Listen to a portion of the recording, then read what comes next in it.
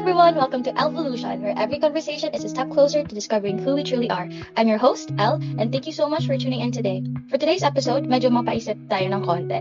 Kasi ang pag-uusapan natin ay isang bagay na halos parte ng everyday routine nating lahat. Imagine this, gigising ka pa lang, chine-check mo na agad yung notifications mo. Habang kumakain, may kasabay na TikTok. Bago matulog, sasabihin mong, last call na talaga. Tapos pagtingin mo sa oras, hala, alas 12 na pala. Grabe, parang in-expose mo naman yung buong daily routine ko doon, ha? Hindi lang ikaw, feeling ko din karamihan sa nakikinig ngayon, guilty rin dyan. Pero kidding aside, social media has become such a huge part of our lives. Hindi lang siya ginagamit para makikipag-chat or manood ng videos, minsan naapektuhan na rin niya kung paano natin nakikita ang sarili natin. At yan mismo ang pag-uusapan natin today, which is social media and the formation of identity. And syempre, hindi magiging masaya ang episode na to kung wala ang ating special guest. Everyone, once again, let's welcome Earl. Hi everyone! Thank you for inviting me to the Evolution podcast. First of all, gusto ko mag-thank you kasi I'm the first guest of this podcast. So, honestly, medyo kinakabahan ako na parang therapy session na ito. Ay, wow. Anyways, huwag ka mag-aalala. Libre lang ang usapan dito. Walang consultation fee. Char! Kumusta ka naman? How's life lately? Well, kung tutusin mo, okay naman. Like school, assignments, like konting pahinga, kapag college life, konting pahinga, susunodin talaga. Pero syempre, tulad ng mga karamihan sa atin, hindi talaga mawawala yung social media. Parang automatic na siya na araw-araw natin. Parang function talaga natin ito. True, super true yan. Parang minsan hindi mo naman sinasadya. Bubuksan mo lang sana yung Facebook pero para ma-check. Tapos maya-maya nasa Instagram ka na. 'Di ba? Pagkatapos nasa TikTok ka na. Tapos hindi mo maalala kung ano ba talaga yung original na gagawin mo. Relate ba? Exactly. Parang at ang masama pa, like sasabihin mo sa sarili mo na 5 minutes lang, like paulit-ulit, pero after 1 hour, expert ka na sa random facts tungkol sa penguins at cooking videos, kaka 5 minutes mo, just go. Real. Pero doon ako napaisipin, sa laki ng oras at atensyon na binibigay natin sa social media, possible kaya na naapektuhan din ito kung paano natin tinitignan ang sarili natin? Like, ikaw ba Earl, may pagkakataon ba na nafe-feel mo naapektuhan ng social media yung confidence mo or yung way na nakikita mo yung sarili mo? For sure feel ko meron talaga. Like, siguro simula siya nung high school ako. Like, at first, entertainment lang talaga siya para sa akin. Like, nanonood lang ng memes, funny videos, at updates ng friends. Pero like, habang tumatagal talaga, napapansin ko na parang lagi na akong nako-compare ng sarili ko sa ibang tao. Kapag may nakita kong ka-age ko, ganyan, ang dami ng achievements, ang ganda ng katawan, ang daming followers, or what else, tas parang perfect yung buhay nila. Parang hindi ko talaga maiwasan na parang napag-iiwanan na ako sa age ko na gano'n. Tapos minsan pa nga, bago ako mag-post, ilang beses ko chinecheck kung okay ba yung picture ko. Na parang ako yung top stalkers ng sarili ko.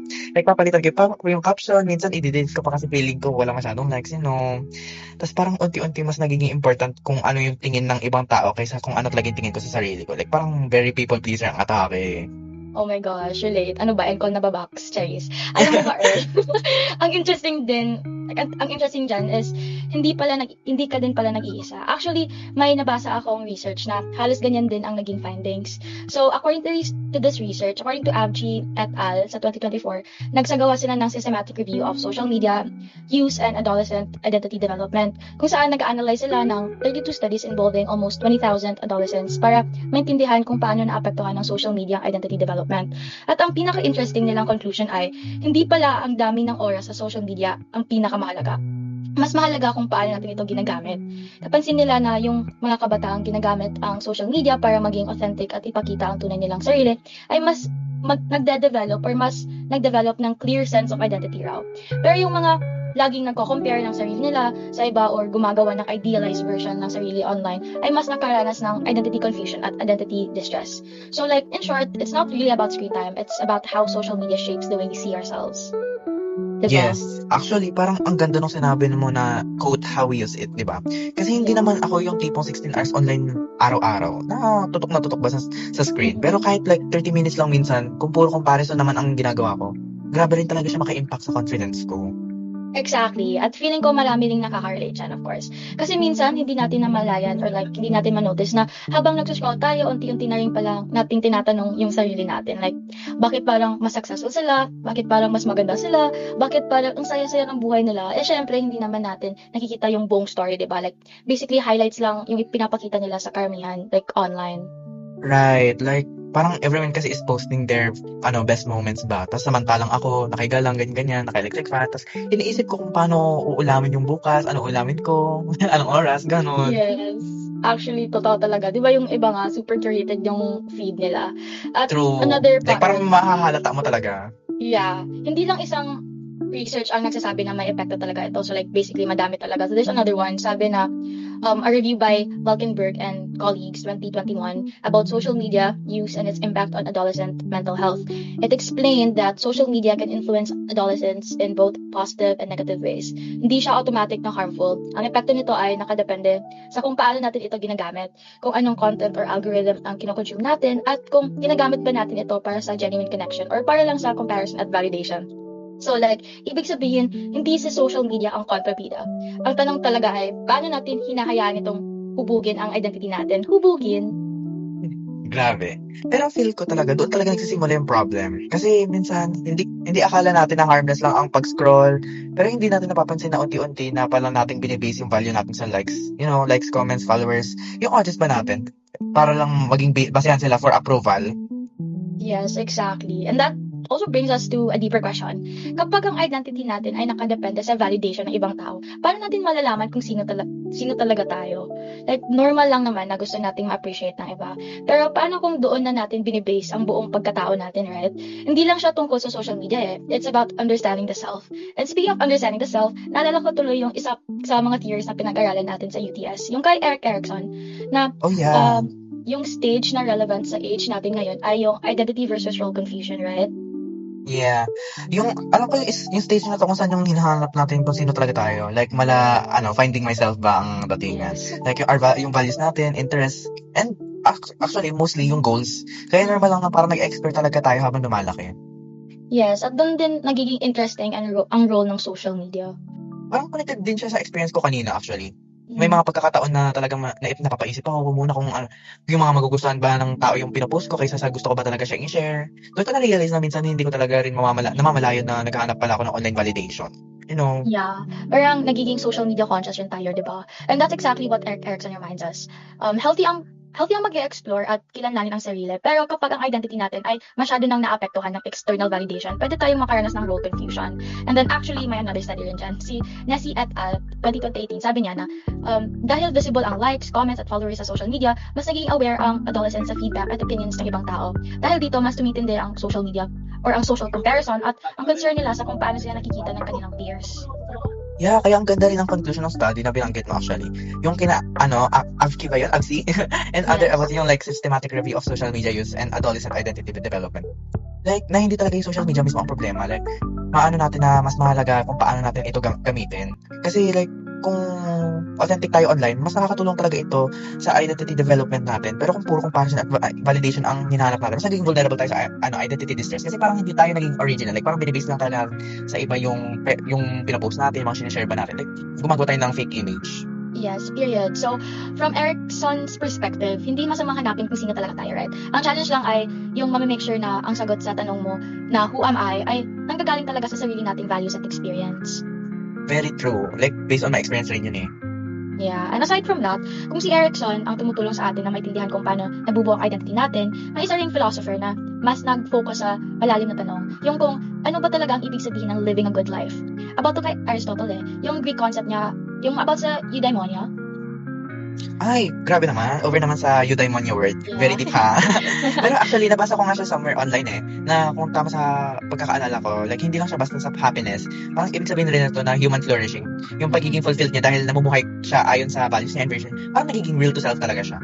Yes, tsaka according to Aristotle nga daw, lahat naman tayo may goal sa buhay, of course. Pero the highest goal isn't just simply pleasure, popularity, or success. Ang ultimate goal talaga daw is yung eudaimonia, wow. A life where we continuously develop our character through virtues like honesty, moderation, courage, and of course, pati na rin yung wisdom. Very true. Like, parang malaking contrast nga rin siya sa culture ngayon sa social media actually. Kasi minsan, parang success na sukatan ngayon, lalo na sa thousands of followers, likes, or views. Like, pag nakita natin maraming followers, success natin siya. Like, parang normalize yung ganong point of view natin. Yes, di ba? Hindi rin naman sinasabi ni Aristotle dyan sa concept niya na mali ang achievements or appreciation ng ibang tao. It's more like about doon ba umiikot ang buhay mo? Like, kasi kung ayon sa basis ng self-worth natin, it means we are depending on the things na mabilis magbago. Like, temporary. Yeah, very tumpak na tumpak ka dyan, girl. Like, kapag trending ka ngayon, bukas may bago ulit. Kaya parang magandang reminder din yun sa generation natin today na hindi naman nga talaga masamang gumamit ng social media. Like what you said, hindi masamang mag-enjoy sa appreciation ng ibang tao. Pero, mahalagang tanungin natin ang sarili natin. Kung ang mga ginagawa ba natin sa online ay align pa rin sa values natin. Like, nagiging true to self pa rin ba tayo or humihiwalay na tayo sa viewpoint natin. At parang ginagawa na nating viewpoint is yung sa audience na lang.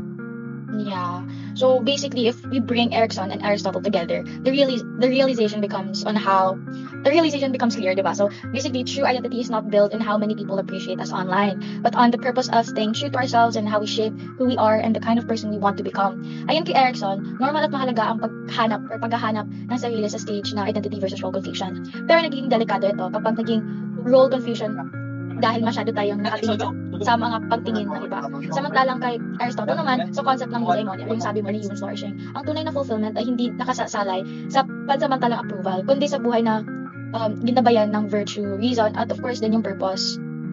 Kaya alam mo talaga, after everything we've discussed with philosophies and so on, na-realize ko na we have to be intentional and mindful talaga sa paggamit ng social media as it is evolving na day by day, di ba? Grabe, no? If you think about it na yung social media, created with intention for communication lang and entertainment purposes only, they have a big impact on molding our character. Kagaya ng sinasabi mo kanina, our society focuses on what others think of them rather than what they want to perceive themselves as. Ay nga, it's the fact na being the norm nowadays kasi honestly, tao tayo, kahit ayaw naman natin, may mga time din talaga na we prioritize what other people think of us in which I believe naman na it is such a human response talaga. Kasi alam natin kung social media is primarily dominated by young adults. At yung mga audience talaga young adults. And ano ba yung mga stage na yun kay Eric Erickson? Diba? Like intimacy versus isolation, girl. Yes. And yes, kaya honestly, there is comfort in knowing that may theory na nag-explain why we feel this way towards sa image natin. Kasi sa age natin, that's all about relationship. And syempre, hindi naman natin makukuha to. Tayo lang, di ba? Self-love, relationship with others na eh. Wow, self-love. And honestly, add ko lang rin ha, na I know for a fact na even without social media naman, there will still be times na we will feel the need to compare and adjust ourselves, which is yung feeling na to, mas naging common nung nagka-social media na. Very true yan. Pero syempre, kahit in a sense na normal siya in our age range, hindi naman talaga siya maganda. Di ba na kahit may theory, it's something that we should still avoid. Yes. Alam mo yung quote na, comparison is the thief of joy? Yeah, actually, alam mo nakatatak yun sa akin, yung quote na yun. Naalala ko lang siya kasi based from a study na nabasa ko din, ulit, ang title niya is Systematic Review published in Adolescent Research Review 2024. They said na, so basically they conducted an assessment involving 20,000 adolescents. They found out that what people do on social media matters more than how much time they spend online. Kagaya ng sinabi ko nga kanina. So this article to me, just highlights the importance of encouraging everyone and reminding us to be authentic with ourselves. Very true. Be authentic lang. Mas lalo na in a world na in an age where ang mga marami ay nangyayari sa mundo at sa buhay natin, pati ba naman yung sarili natin, personality, problemahin pa ba natin. And syempre, mas mahirap rin napakiramdaman knowing that there are people out there that accept you for who you are nga eh. Kaya be who you are lang talaga. Be who you are. Wow. So, what more pa sa social media na hindi ka naman talaga kilala totally, right? A good thing to take note of is that social media is not something you revolve yourself or your life talaga, especially in regards with your, relationships. We can't deny na isa siyang accessible at efficient medium to meet new people. But there are countless fun ways to put yourselves out there without thinking of likes, views, and comparing yourself with others in social media. And gusto ko lang actually balikan yung nabanggit mo sa article, yung importance na kung ano ba yung ginamit natin sa SOCMED. Kasi sabi ko nga kanina na nagigilty tayo lahat dito. Yung mga doom scrolling stuff na yan. Personally, dito ako na na-experience yung mga times na habang na doom scroll ako sa TikTok, makikita ko talaga yung mga videos ko, sabi ako, wow, sana all. Parang gusto ko talaga gawin yun, I'm not saying na using social media for entertainment is bad, pero the fact na wala ka nang muang na sa ginagawa mo, basta scroll lang. Ayun. Yung sinasabi kong purposive use of social media kaysa sa focus lang sa screen time. Yes. So sa pag-limit ng screen time, dito rin, malalasan yung possibility for ourselves na ma-compare or to compare and encounter other harmful social interactions that disrupts our perception of our own identity. Hi, grabe ang rami nating pinag-usapan. Grabe. Totoo, daming sale. Very upper final boss ang datingan, bes. So, nasabihan ka lang ba? Yeah, actually gutom na ako. Tinatawag na rin ako ng nanay ko kumain, girl. So, since gutom na rin ako. So that wraps up our interview for today. Always remember that our personality is unpredictable. It can be explained. Let's not forget that we don't have to find out everything about ourselves by ourselves. With theories, we can understand our personality better. It can change, it varies, but most importantly, it evolves. Once again, I'm Al. And I am Earl. And thank you for listening to Evolution, Episode 1, Scrolling Through the Self. Bye! Bye-bye!